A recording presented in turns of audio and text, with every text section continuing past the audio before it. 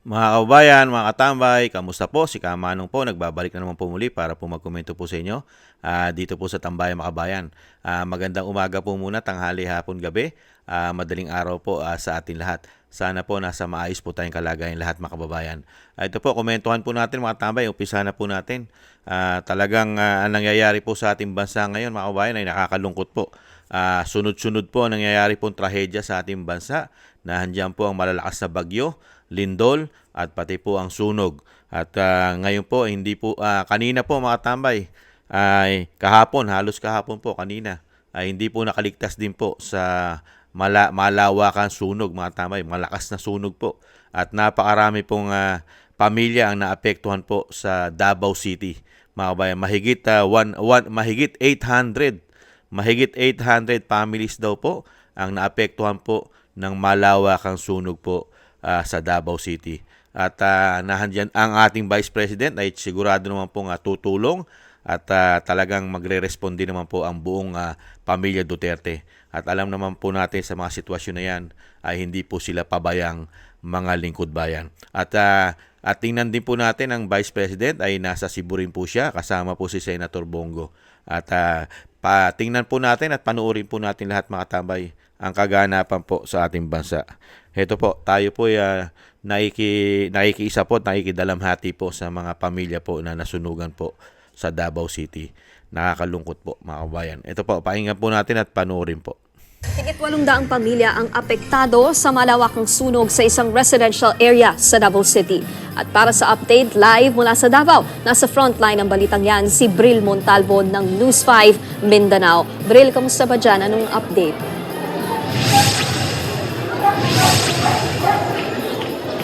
Nikki, nasa 800 pamilya ngayon ang nasa iba't ibang evacuation center matapos ang nangyaring sunog dito sa Davao City kahapon ng hapon. Nangangalit na apoy ang bumulabog sa mga residente pasado alas 4 ng hapon itong Huwebes. Madaling kumalat ang apoy dahil sa lakas ng hangin.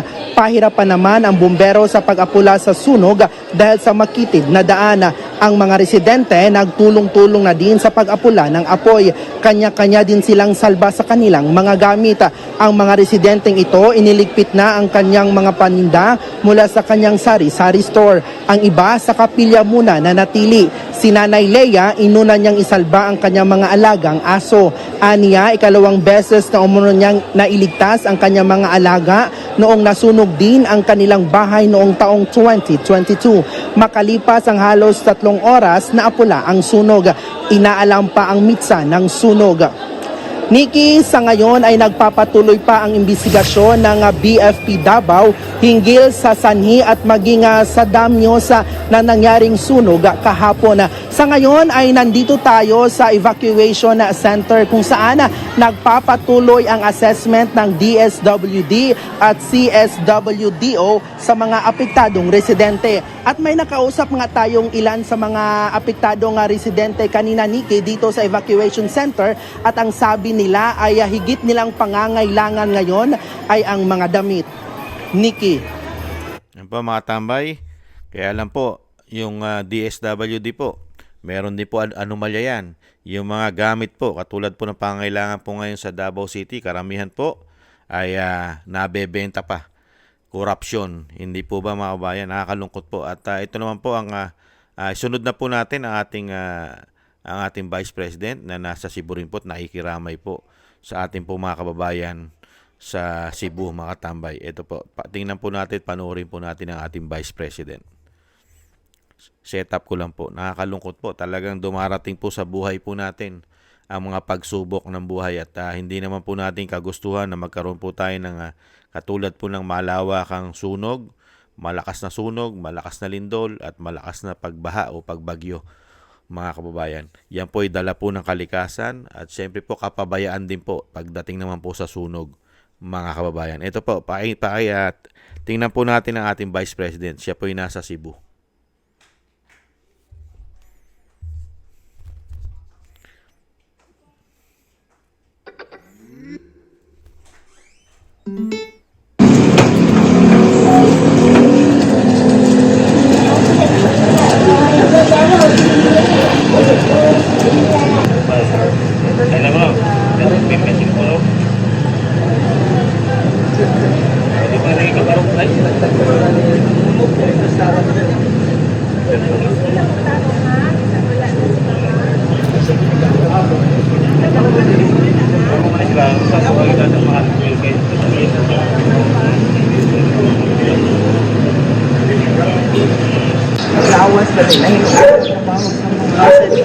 Wala na siya ka nag-nap, power nap lang. Ako ang pasalamat sa mga kuan, kauban ni thank you sa atay daghang ni ugmat diri pa mga neighboring LGU. Ako na salamat sa thank you.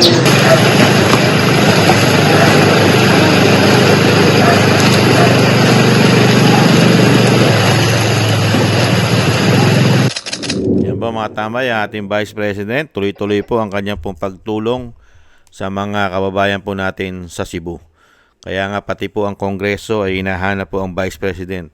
Ang Vice President po ay busy po sa sakuna po na nangyari sa ating bansa. Katulad po ngayon, mayroon pa pong kaganapan sa kanilang pong syudad sa Davao City na kailangan din po asikasuhin ng Vice President. Ito naman po sa ang ating Senador Bongo ay nagpunta rin po sa Cebu.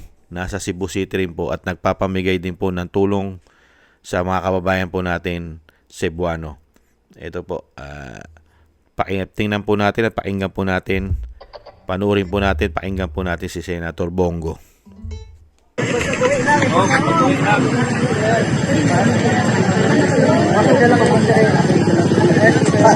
Tabukan lang sila. Happy. Apitong po anak ko, apitong dala na ako.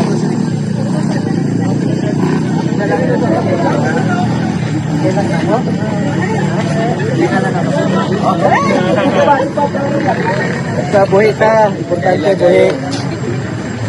Hindi na. Napoy, gitala po dito sa inyo kanina.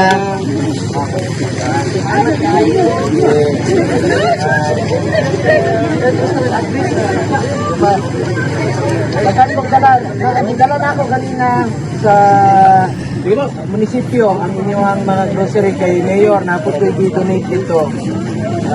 Kuha lang ninyo dito.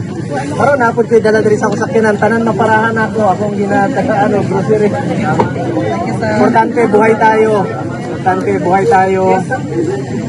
Ayaw mo kawadaan o pag-asa. Huwag kayo mawala ng pag-asa. Sa Binisaya pa, ayaw mo kawadaan o paglaog. Ano yan, Senator? Kung saan kami sa bola o grocery? Bola.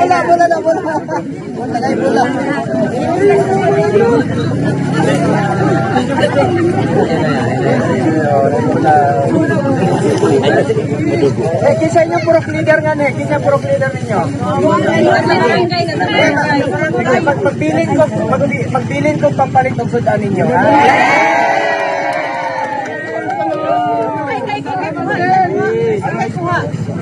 Kanina, gikan ko sa Bogo City, gikan ko sa San Remigio. Bisita na ko itong mga patay dito. Nailuoy kayo kanina.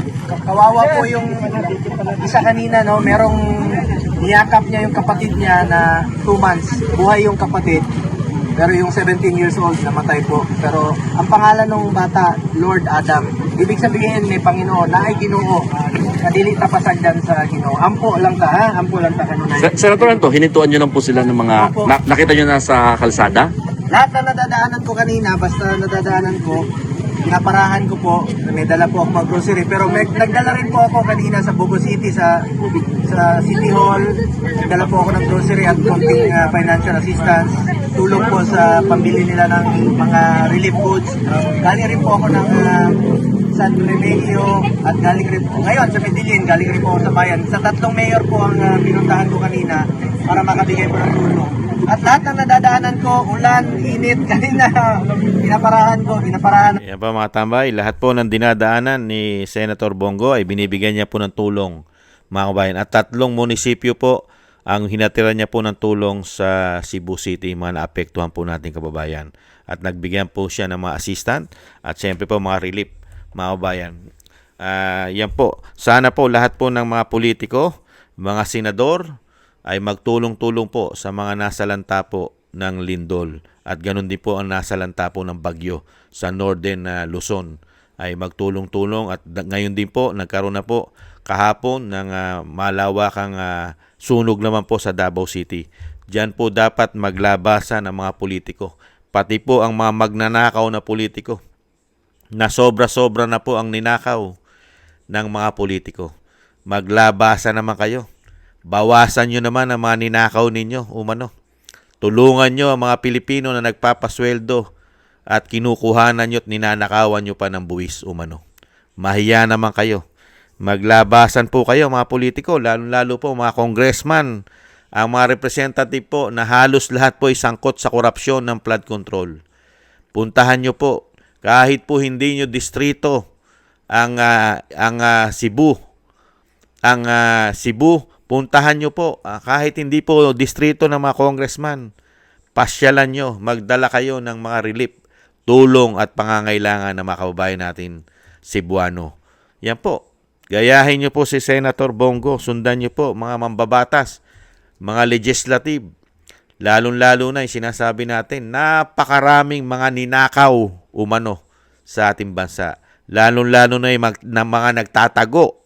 Yung mga nagtatago na isang damukal po, ang daladalang pera po na kinuha sa taong bayan. Ngayon, ang taong bayan mismo ay nagbubuwis, nagbibigay po ng tax para po nakawin nila umano ang nangangailangan ng tulong. Yung pangangailangan nyo, binigay na po ng taong bayan. Isang damukal na po ang pera na napunta po sa inyo nang walang kahirap-hirap umano. Tumulong naman po kayo, mga politiko. Mga politiko, tulungan nyo ang mga kababayan na nagpapasweldo sa inyo, mga katambay. Hindi po ba? Yun ang nararapat. Huwag nyong haluan ng politika. Ang kailangan ay pagtulong, paggawa sa mga Pilipino, lalong-lalo ito po'y nagpapasweldo sa inyo. Hindi po ba? Magkaisa kayo. Kahit kayo ay masasamang politiko, magkaroon naman kayo ng kahit kaunting budhi. Bawasan nyo naman ang mga ninakaw ninyo. Hindi po ba? At ang mga Pilipino pong higit ngayon kailangan ang mga pagtulong at paggawa ng mga magnanakaw. Isama na natin ang mga magnanakaw na politiko. Mga kabayan, sana kahit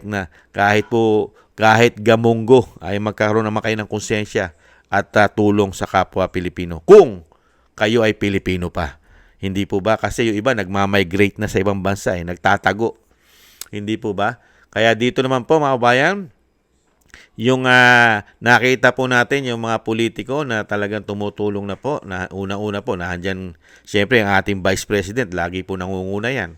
At ang Senator De La Rosa, si Senator Bato, gumagawa na po yan.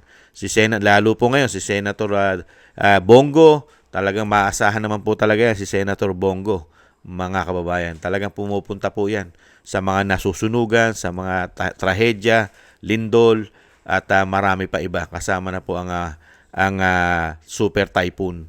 Ay maasahan po ang mga yan. At dito naman po sa Davao City, mga tambay, ay kinukutya pa po ng mga bayarang vlogger. Ang nangyari na pong malawakang sunog ay meron pa pong nasasabi ang mga bayarang vlogger at ang mga bayarang trolls sa Davao City na para bang sinasabi na okay lang na nagkaroon ng malawakang sunog sa Davao City. Para po ba silang hindi mga Pilipino, mga kabayan? Para bang ang sunog ay exempted sila, mga kabayan? Baka isang araw naman ang inyong barangay ay masunog.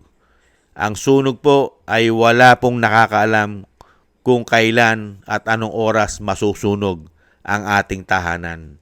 Hindi po ba? Kaya wag po tayong masyadong mangutya.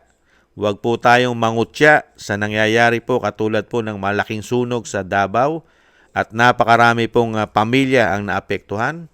Dapat po sila ay tulungan. Magbigay po tayo ng tulong, hindi po ba? At simpatsya sa mga nasunugan na wala ng tahanan. Halos lahat wala silang naisalba. Ang dapat po siyempre sa mga bagay na yan, tulong. Hindi po panglalait. At meron pang ibang mga netizen na sinasabing baka daw po isisipa ng mga Duterte ang sunog kay BBM. Ganyan po ba mag-isip ang mga Duterte?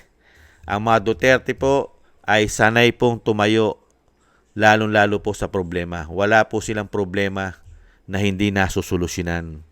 Hindi po ba? Kahit naman po sila pinupolitika at hirap na hirap pong bigyan ng mga assistant, mga kung ano-ano pong tulong, ay hirap na hirap po, lalo-lalo po sa budget. Pati nga budget ng Office of the Vice President ay ginigipit nila at talagang pilit pang sinisiro ng mga iilan-ilang mga congresswoman na mahilig pa yata sa saba.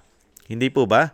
At dito naman po mga tambay ay hindi naman po pababayaan ito. Yun nga po yung ating sinasabi. Ang pamilya Duterte ay sanay na sanay man po mag-shoulder at mag-handle po ng mga ganitong sitwasyon. At inaasahan din naman po natin na ang ating gobyerno ay tutulong po dito po sa nangyari sa Davao City. At meron naman po nga DSWD dyan. Katulad po, tumutulong naman po ang ating DSWD sa Davao. Meron naman po silang DSW Davao mga tambay. At syempre, ay kailangan pa rin po ang suporta ng national. Intay natin. Intay natin dahil si BBM ay presidente po ng buong Pilipinas. Hindi po ba? Presidente po siya ng buong Pilipinas. At pinupuntahan niya daw pati ang mga naapektuhan ng malakas na bagyo sa Northern Luzon. At pinuntahan niya po siyempre ang mga kababayan na higit kailangan ng tulong sa Cebu City. Ay sana naman po ay mapasyalan niya rin ang mga Pilipino sa Davao City na mahigit 800 pamilya ang naapektuhan nito. Sana naman mabisita rin po ng sinasabing Pangulo ng Pilipinas. Hindi po niya isama sa pamumulitika. Hindi po ba? Kahit po pinababagsak nila at pinatapon pa ang ama ng Davao City na si dating Pangulong Duterte. Hindi po ba? Tingnan po natin. Kung alam naman po natin ang mga politiko ay sanay na po yan. Lalo-lalo po kahit po sila gumagawa ng kasalanan at pagnanakaw ay makakapal na po ang mga pagmumukha niyan. Yang mga tao na yan. Lalo-lalo po sanay ka na. How many decades ka na. Ang lahi mo, ang kalahi-lahian mo ay may history ng korupsyon. Hindi po ba mga kabayan? Kaya dito po mga tambay, ang nangyari po ay nakakalungkot. Nagkasunod-sunod po ang trahedya ng ating bansa. Nahandyan na po ang pagbaha. May lindol tayo na malawakang malaking sunog at napakalalakas na bagyo mga kabayan. At ang importante po, tama po yung sabi ni Senator Bongo, ang importante po ay buhay po tayo at meron pang pag-asang darating sa atin. At syempre yung mga pinagpahinga po natin mga kapatid na nasalanta o namatay, ay isama na po natin sa ating po mga dasal at panalangin na tayo po ay lahat naman po tayo mga kabayan ay darating po sa mga pagkakataon na tayo po lahat ay pagpapahingahin at mamamatay sa mundong ito. Ang nangyayari nga lang po ay una-una po ang nagiging kamatayan po natin. Siyempre po pagka tayo naman po ay buhay, ay nahandun po ang panalangin po natin. Magdasal po tayo sa mga mahal natin sa buhay na pinagpahinga po mga kabayan. Konting tiis lang po mga kabayan, tiis lang po. At nahandyan naman po ang mga pagtulong, lalo-lalo po ang Office of the Vice President at ang mga senador at mga congressman na may mga puso, lalo-lalo po sa mga nangyayari po sa kunana ito. Meron pa naman po tayong mga politiko na kahit papaano po ay may mga puso na tumulong sa abot kaya na kanilang magagawa. At syempre po, sana rin po ang gobyerno ay hindi po naubos at hindi po sana nanakaw ang mga pera na pagtulong sana sa atin. Dahil nakita naman po natin, hindi pa natatapos ang 2025, halos naubos na po nila ang pera po, ang pondo ng bansa. Dahil po nung nakarang halalan, ilang beses po silang nagpamigay na bilyon-bilyon ayuda. Puro ayuda po ang ipinamigay po nila na wala pong sakuna.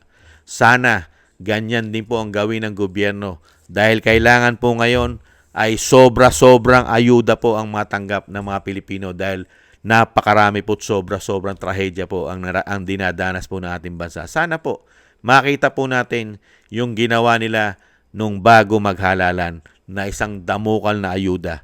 Sana ganyan din po ang gawin ng gobyerno. Isang damukal na ayuda ang ibigay po sa mga naapektuhan para po makatulong sa ating mga kababayan. Naapektuhan po ng malakas na bagyo, malakas na lindol, at syempre po ito pong malawakang napakalaking sunog sa Davao City. At syempre po yung mga pagbaha.